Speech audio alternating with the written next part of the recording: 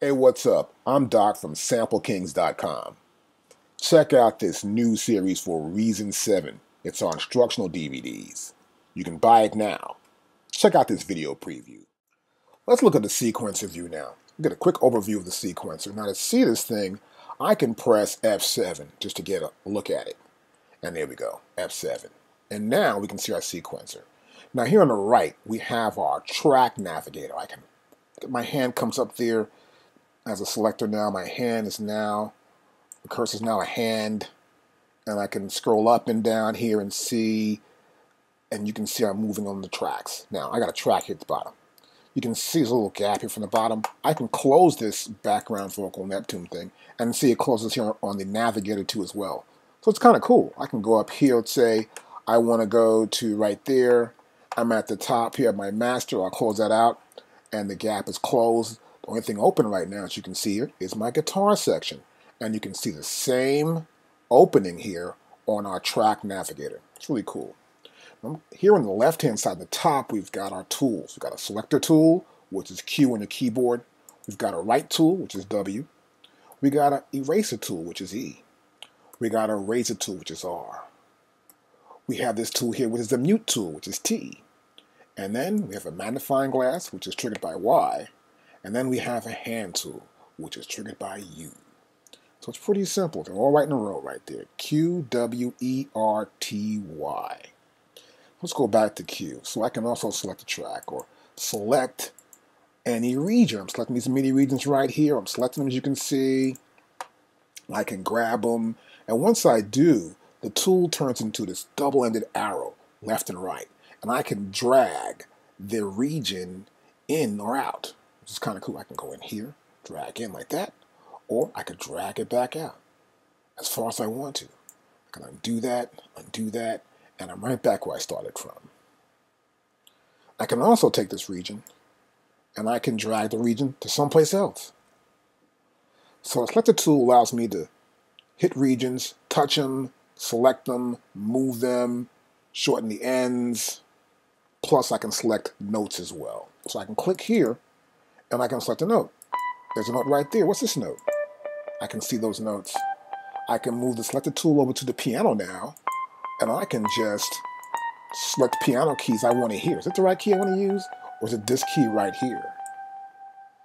So our selector tool has many functions here in Reason 7. Now next to that, we have our write tool. I can write something in. Now for example here, I can, let's say, write something right there. See, I wrote a note. I go to here. I can play it back.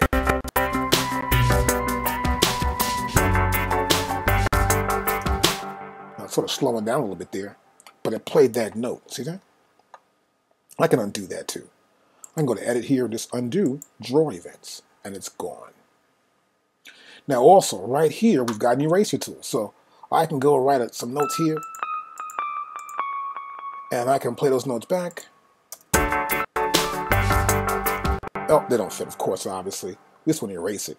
We're going to press the E key. We're going to go right here. It's a little eraser, and I can erase them right off of the map there. They're gone, off my grid. I've erased them. Let me close this up. And right here, let's say I wanted to cut this section here and take it someplace else, copy it. I can go to my razor. Press R. Now I've got the razor tool. I can bring it right here, and I want to cut. Bam. I can cut that section right there like that.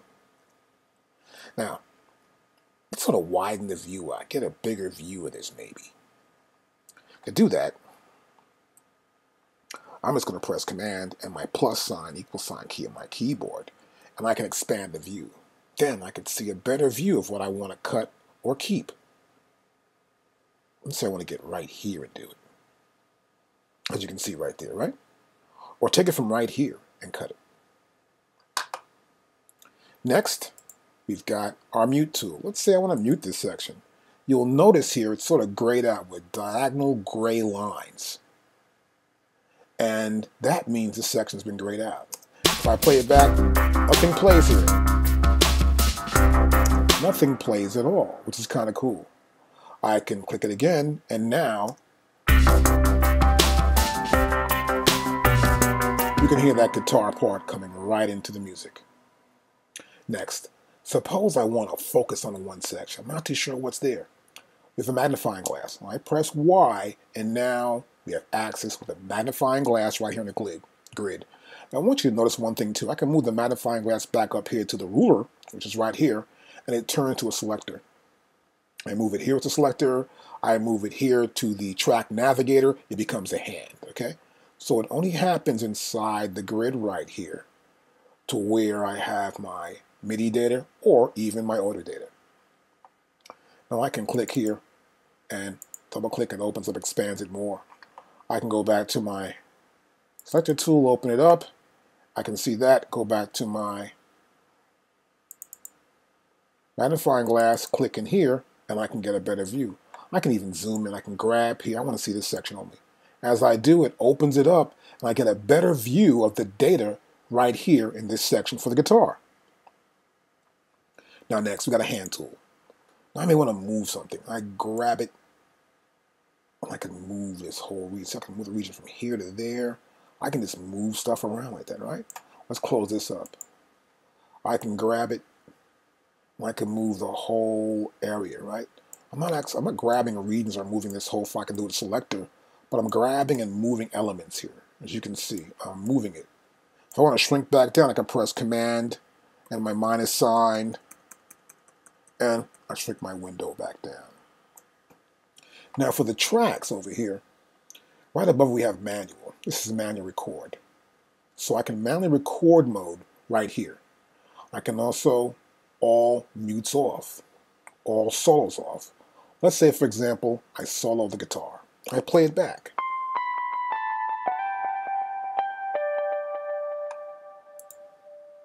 And play it back from here again. May want to solo the bass now. Maybe solo piano.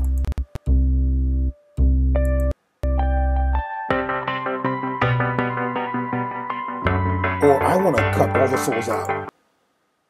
And they're all gone there, right? And it stops. Now I'm playing it back. Let's see what happens. You can turn off all the solos. I can solo for a second, get an idea where I'm at in the mix. Then I can hit that all solos buttons off, and I can bring all the other elements back into the mix. Now here I can add lanes. See, we can add lanes, for example, here. New note lanes. I can make up new note lanes. I can also track parameter automations. I click right here. I can make it for performances, for knobs, for buttons and effects. I can go to enable that. Now below this data right here, we have the tracks. Now each track has mute, solo. Here we have, this is record enable parameter automation. So I may have automation I want to add to a track somewhere. Like I pull this track up here, I can automate the levels. And we see some automation right here. We have insert, effects, it's the rotary, it's a knob. Here's levels for the fader. Here's panning. This is track panning. And these are automations for that, see?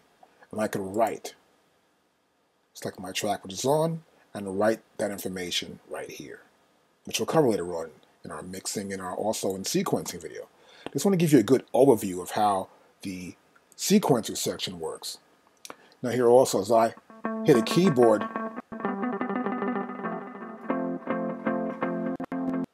see that note come through right there. It's really cool. And when this goes green, we know we have MIDI information being transmitted into the sequence section here.